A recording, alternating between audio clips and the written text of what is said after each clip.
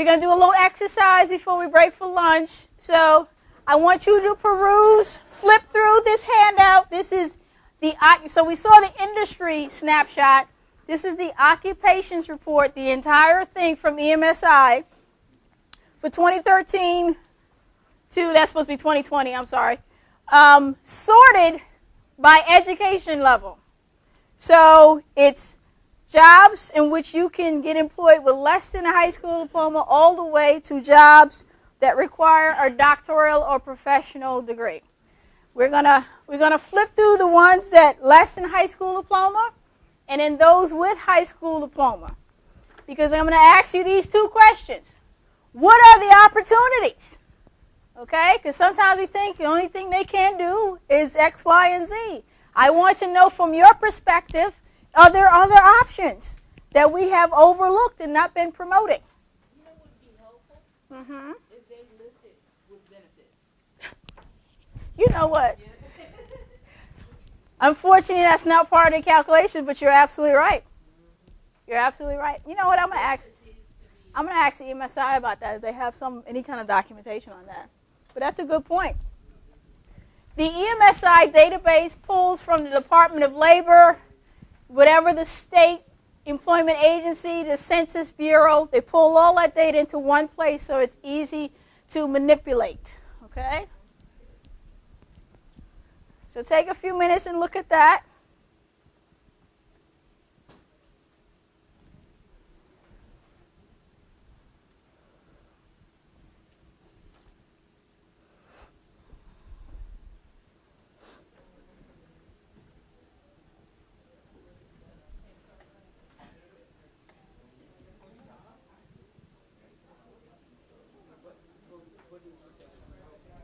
We're trying to answer the question, what are the opportunities for those who don't have a high school diploma or GED, and what are the opportunities for those who do?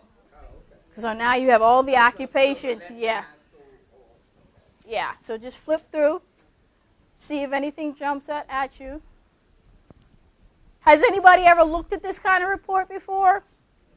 Okay. And the Workforce Investment Council of D.C. has published in it what there is the improved training based on Right.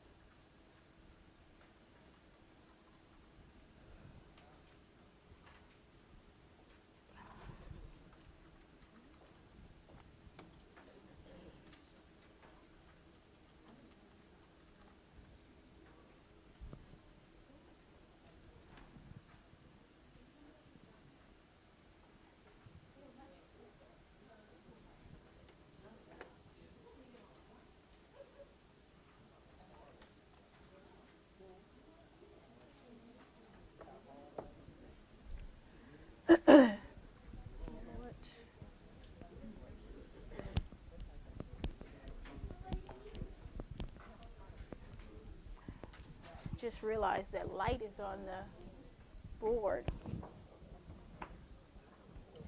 Sorry. Yeah, that's a little better.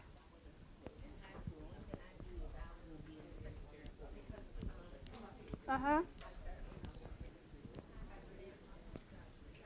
This is the one I saw when I looked it up a couple of weeks ago. Mm-hmm. That's when it seemed realistic that they only have 19 construction helpers. See, but it's all other. So if there might be another category of construction helpers, but those that don't fall in the same category, according to the Department of Labor's definition, these are the other folks. Yeah, but you need to look for the construction in general. That's the tricky part, because it's how Department of Labor has defined the jobs, not how we think of the jobs.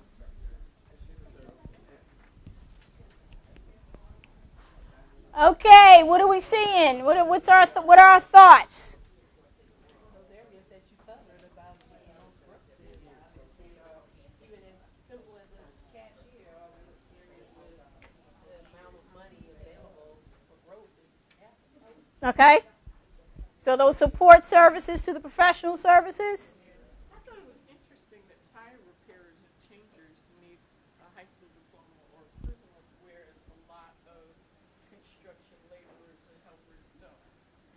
Here again, she said she thought it was interesting that the tire changers need a high school diploma, whereas some of the construction helper trades don't.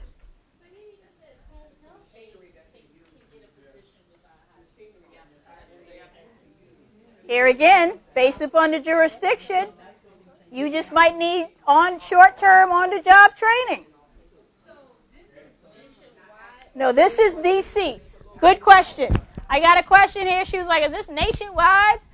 No, this is DC. So when you log into EMSI, this is the old version. They have a newer version that you can get trained on later, right?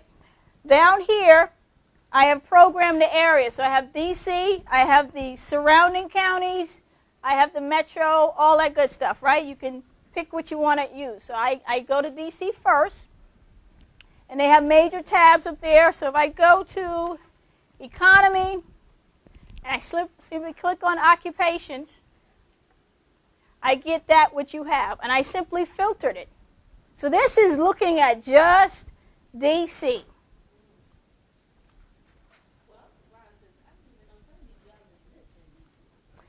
Thank you. She was surprised. Didn't know some of the jobs exist in DC. That's what I was hoping someone would say.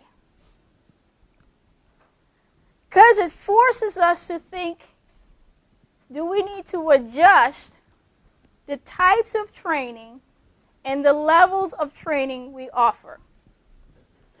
Because somebody said home health aides, right? Without a high school diploma. Okay, let's say we start there. What could be the possible next step?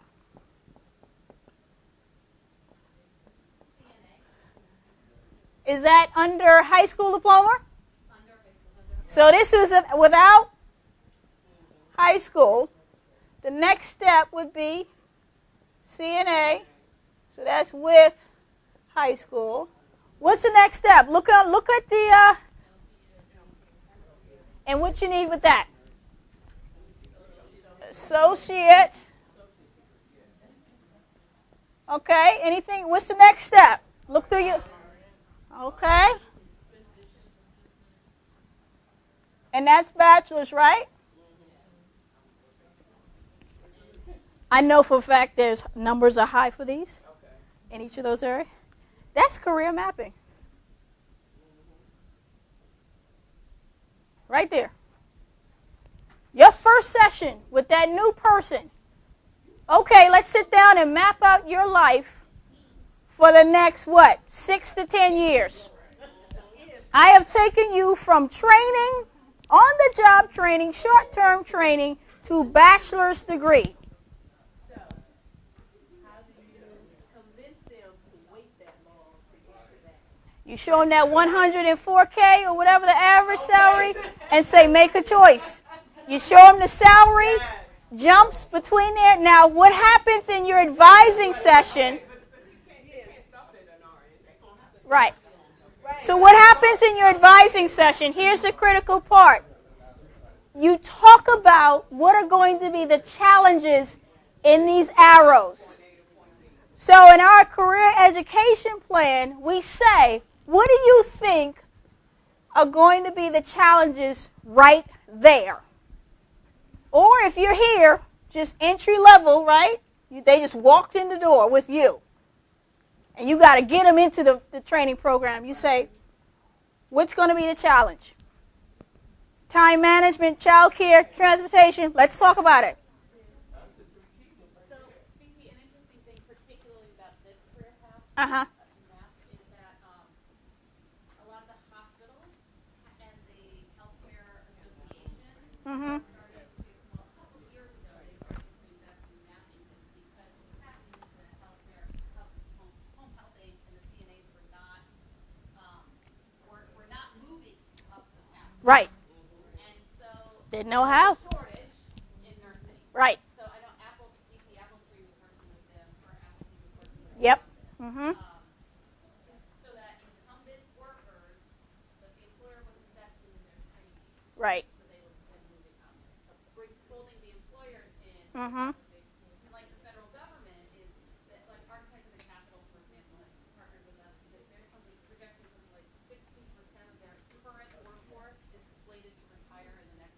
Yes. And I could, right. And you could do the same thing for administrative assistant, leading to first line supervisors or general managers or operation managers. There's a personal care aide. You could do the same thing. But here's where it can get really interesting. What if they get here, right? Because the next step after this level of training would be an associate degree. And you say, you know what? What if you don't like the healthcare, the clinical part? You can do healthcare management. Because there's an associate degree in that. Or you can just do general management and you can take more classes related to the healthcare field. So now they got options. They don't have to stay here. They're not going to like this. Being a nurse is a gift from God. Not all of us have that gift. And then you could do what? All right, I want to go even further. I might just do a general business degree, or I might focus on accounting. You know what? I just want to do the HR, which is really not about dealing with people. It's about protecting the institution from the people. And you'd be like, I'm going to do that because I'm going to keep everybody in line and we're not going to get sued. Right? Or you could focus on the legal part of this.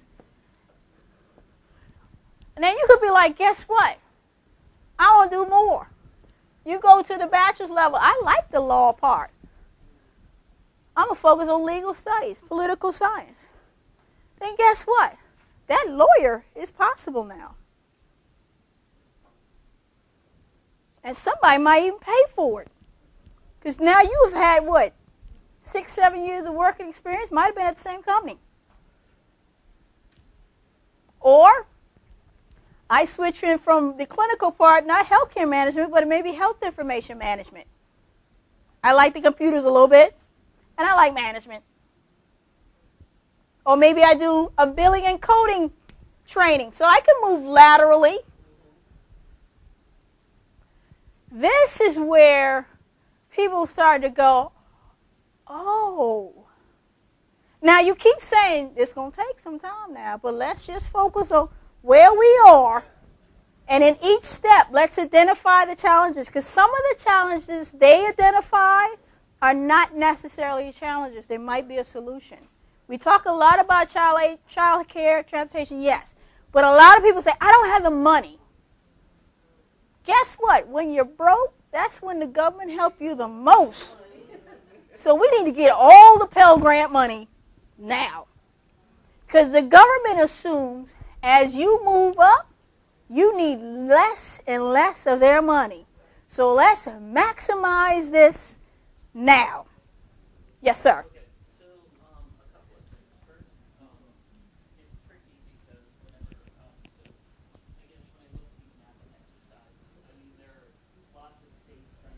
Right. Very thing right now. Right. And the big challenge is that people will get them, you'll get the person with like the certificate, but getting them to finish the associate's degree or getting them to finish the bachelor's degree is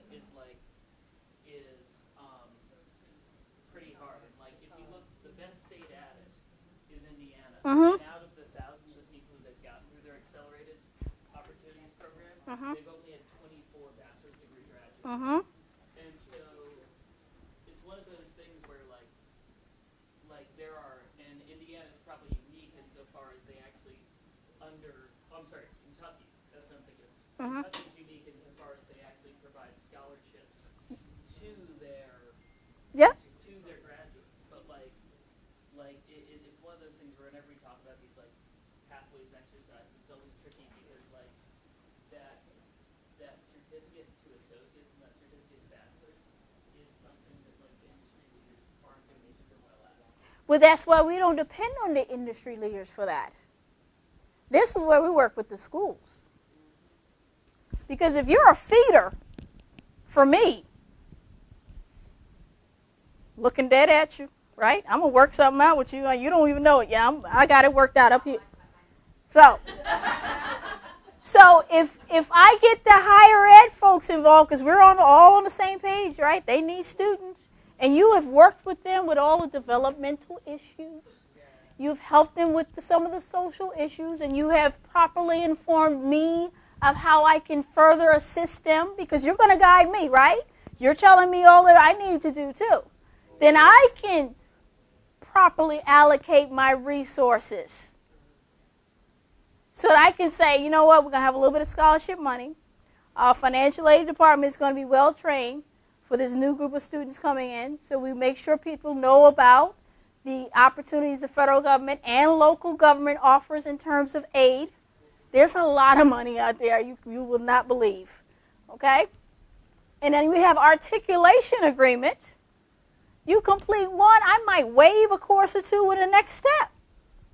But see, that's all of us working together. And then the employers are going, okay, this is nice. I like this. I like, maybe I'll sponsor 2 or 3. Here's 10, 20 grand, or, Because they're like, okay, you're going to make sure they can fit into my culture?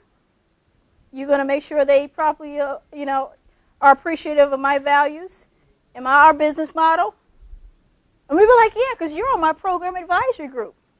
We meet once a quarter. Ask you to come in and just, give us your thoughts. So everyone is involved in this. And doing these advising sessions, which you might call them something else, but you do it all the time. You have a more robust conversation because you got the higher ed in your mind, you got the employer in your mind, and you know what the student's going through. So you trying to mix and match the resources, and, they're going to resist. Some will resist. And yes, it is hard. It's hard for the traditional student to finish college. Nationally, it's taking longer and longer for your 18-year-old to finish college. Because one thing we have to emphasize, you do not finish college by yourself. I don't care how brilliant you are. You've got to have a network. Whether that's your family sending you the care package, or the supportive email, or is your people in the dorm, the folks in your major. No one gets through college by themselves. Some people have more advantages, right? Like when I went, I was properly prepared.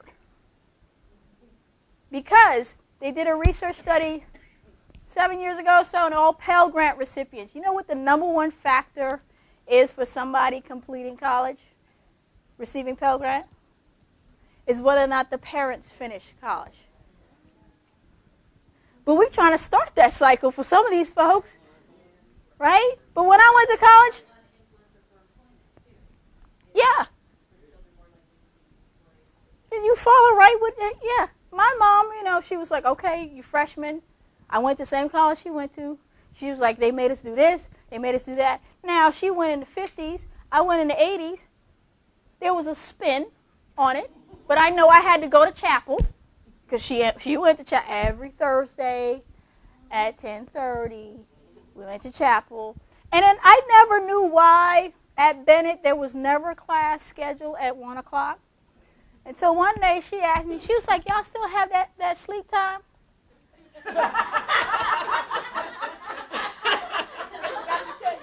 What? What? She was like, yeah, you get an hour just to rest, because we're women. We're being groomed, so you have to have a little beauty rest before you go back to your afternoon class. I was like, is that why my classes were like at 2 or 3 o'clock? Now, you started at 8:30, and breakfast was always 7:30 to 8:30. Lunch was 12 to 1. Dinner was 5 to 6. That's it. So by the time I got to medical school, I was always hungry at 7:30, 12 noon, and 5 o'clock. Because once the cafeteria closed, that was it. But I went into the school knowing, here's how you conduct yourself. She was like, they will kick you out if you misbehave. She was like, I remember a time that President Jones sat in the chapel, and those girls acted up. He was like, I'll send all y'all home on the train. And so they're going to do it to you. 50 years later, but I had the same version of that speech when I got to Bennett. Dorm mother said, the door locks for curfew at 12 midnight. Not 12:01, not 12:05. I was like, is my mother just told me about these rules? And she was like, I need y'all to think about it before I let you in here. And walked off. I'm like, Are we locked out the door? So that influences. I got an executive MBA, like I was telling you, simply because my mother had an executive MBA. So all I heard about was her going to class. You know, I used to mark up her book thinking I was helping. I was 5. I didn't know. And, you know, but she made that a priority to progress. So I'm watching her, and I'm like, okay, well, that must be what you do. So if they don't come from a family or neighborhood structure, this mapping exercise has to be that. And we had an aha moment in a one-on-one with one of your team members, right?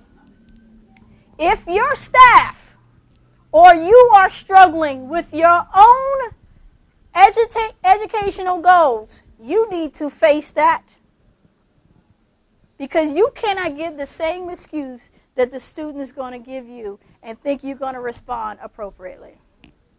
You never know the energy you're going to give off. And we had a staff member, he wanted his PhD, and well, it costs too much. Did you just tell me the same thing that your students tell you?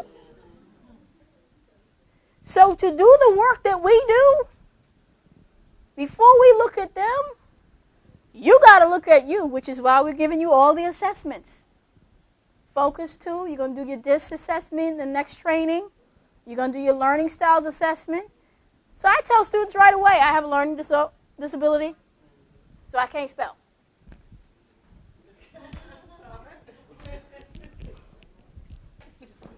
But I expect you to be able to spell. I'll put it out there, and they'd be like, oh, for real? You what?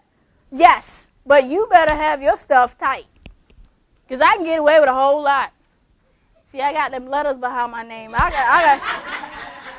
got say and do a whole lot of stuff. But I say you, with the blankness behind your last name, you can't act out. I'm sorry, but you can't. Don't get no more tattoos. But you have a tattoo. Yes, I do. You can see it periodically, but I got letters behind my name. So that means I accept responsibility of the perception it may give. I accept the responsibility for having dreads. So I know I might be denied certain jobs. But I have letters behind my name. And I've made that decision weighing all the options. You, on the other hand, do not have that luxury with no letters behind your name. That ain't even going to work.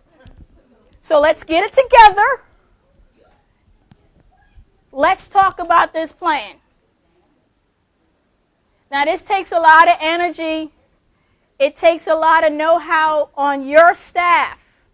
This is why we covered the economy.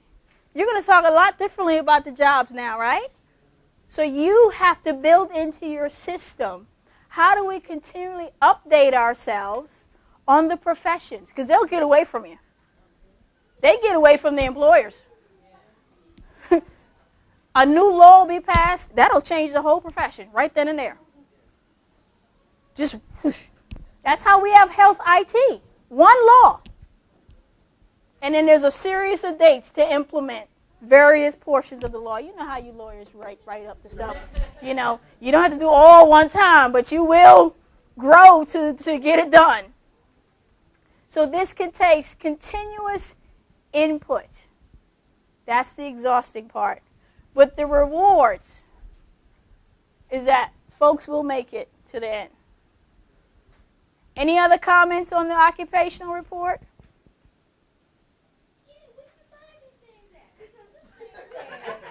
I'm sorry, y'all. No, we like the reality. Forest and conservation technician. Is there a forest in the District of Columbia? Yes. Rock Creek Park. You have the Arboretum. That's why we have such a large park service. Anywhere there's a tree, you got somebody looking at it. Exactly. But there is a big push now to preserve the natural history of the district, however little it may be. And the DC government has an urban forestry department. Exactly. What trees you can cut down and can't cut down. They pick these trees for the sidewalks. They research that. What's going to hold up to the traffic? When you grew up, it determines which was the forest. Yes. But, what tree is going to hold up to the traffic? What tree is going to hold up to the wear and tear of pedestrians, of the weather conditions, of the soil conditions? Yeah. All of that stuff is considered. So you have an agency, which is the beauty of this country. There is an agency or association for everything. That's the beauty of the country. So your opportunities are wide open. You might have somebody who's not an office person, but they might could be an environmental technician. They ain't never even heard of it. You'd be like, you can work for the Park Service. Yes, you can. You might not ride the horse, but it might be hot some days. You're digging into the earth and planting the trees, but hey, you're not at a desk. You'll get good benefits working with the government. Now, they will give you benefits. Now, you put in that 20 years, you could have a whole nother career and get that check. That's the beauty of the United States. So anything else about the report? I was just saying, I think that, we do this, but really enforcing it, I don't think all of my staff do it in this way. Right. They know what to do because it's part of an intake process. Right. But because they're bleeding hearts, it's like, they're not going to say, well, I don't care about this. This is what you need to do. Right. Suck it up and keep it moving. Right. And when I think about it, I was kind of laughing inside because as you were talking, I was thinking about the experience that I had with my younger brother. Right. Who was living off me and wasn't going to do anything. And I said, you know what? You either got to go to school or you got to get a job. And he went and got a bellman job at a hotel. He ended up being a hotel manager 10 years later in Las Vegas and buying a In hotel. Vegas. Oh, he got a phone number on you or something? Wait a minute. Wait a minute. San Diego now, but Got my dreams hyped up, He made Yep. $70,000 off of being a bellhop Yep. at a hotel. Yep. And you got some characters in your program that need to be in the tourist industry because they'll entertain some folks. Yeah.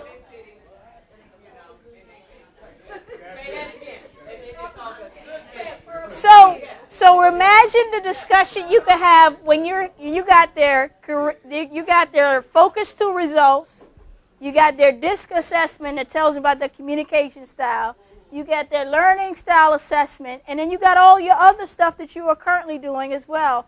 And then you say, okay, what are we going to do about all this?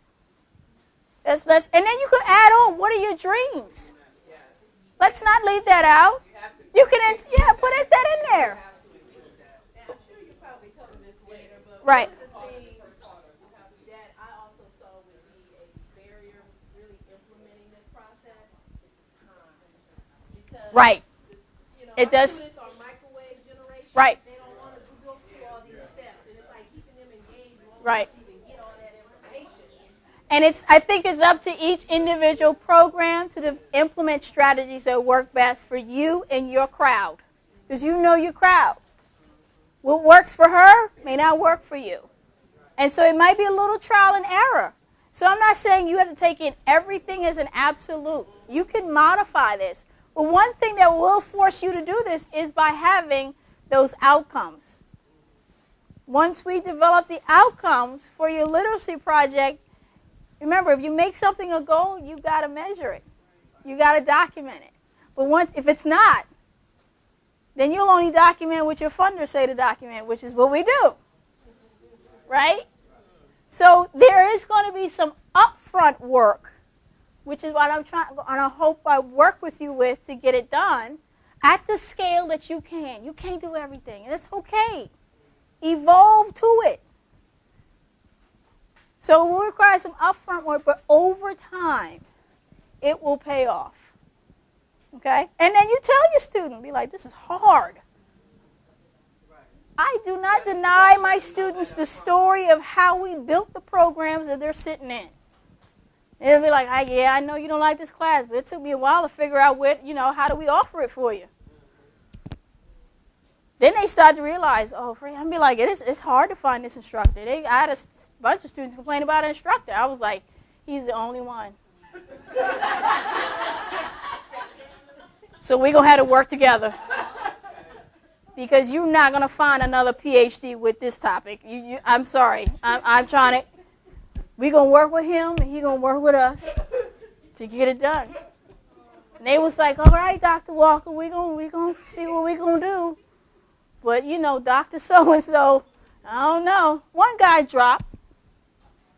And that was his choice. I said, did you weigh all the options? Because if you work with me, I'll get you through the class. Now, you might not get the grade that you want because you're all about the A. And I kept telling him, life is all about the A. He was like, no, I'm going to withdraw. Okay. I got the rest through. He had to take the class over. I had to find him another instructor, but that's the choice he made. He's going to have to live with that. Now, he might have got a B or a C. I say, all you got to do is explain it in the interview. That's all. Be like, I had a tough instructor. We just didn't connect, and I got through it. I did the best I could. I didn't give up on it. I say, it's a way to spin that. And be like, that was the most challenging time in my college career. That did it for me. I'm glad you asked the question. Then the interview was like, okay, yeah, let's see. Then it shows you're forthcoming. You're honest. You have integrity. You have self-awareness. But he decided to drop. To this day, the practical site has not hired him. Hired his buddies who are the characters. Because the site know how to deal with characters. Because the site director was a character. Still is. He just got a whole bunch of letters behind his name. So he know how to work with them. But the other guy, too uptight, all about the A's. He's like, yeah, I can't. It's not going to work in here. Laboratories are usually very small spaces.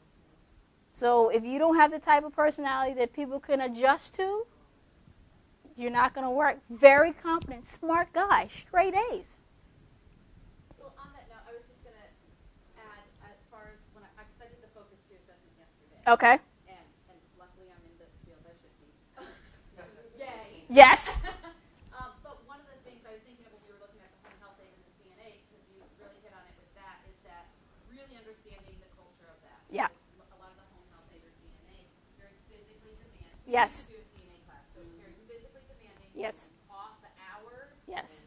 And what was it? Being able to get like childcare during those hours. Yes. So it may be an interest area, but like that Yes. path Mm-hmm. may not be like phlebotomy might be the more appropriate environment. Right. Right. Looking at those like environmental factors. Yes. And so when you look at the occupations and they indicate the skills, knowledge, and attitude, culture that's involved, and then you can have a real discussion. Because sometimes you can't pursue what you really are interested at the time. And that's okay too. That is okay. But see, they made a decision with information versus, I can get a job in nursing. No. Okay? All right. That's all I have for right now. Let's take a break.